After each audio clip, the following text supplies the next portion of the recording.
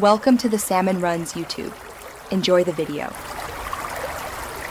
You begin by backing up anything you might need later: settings, key bindings, extensions list, and workspace folders.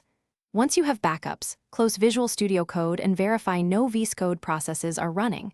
On Windows, use Task Manager. On Mac, OS Activity Monitor. On Linux, PS/top. Make sure to note your operating system because the next steps target specific directories.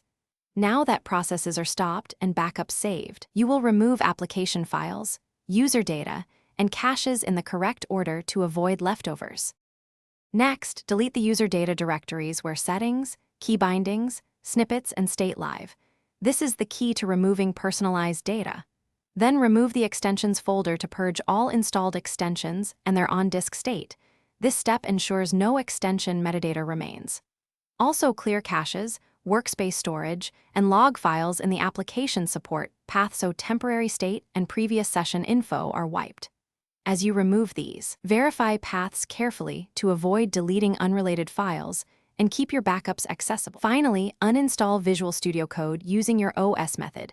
Package Manager remove, Windows settings uninstall, or drag to trash on Mac OS. Once uninstalled, manually inspect and delete leftover folders in program files /usr/local /, config /, VS Code, app data, and application support paths. Restart your system to ensure no background services remain. If something goes wrong, the main troubleshooting tip: restore from the backups you made and selectively reapply settings or extensions. That lets you recover without reintroducing unwanted files. Thanks for watching. Consider subscribing if we helped you.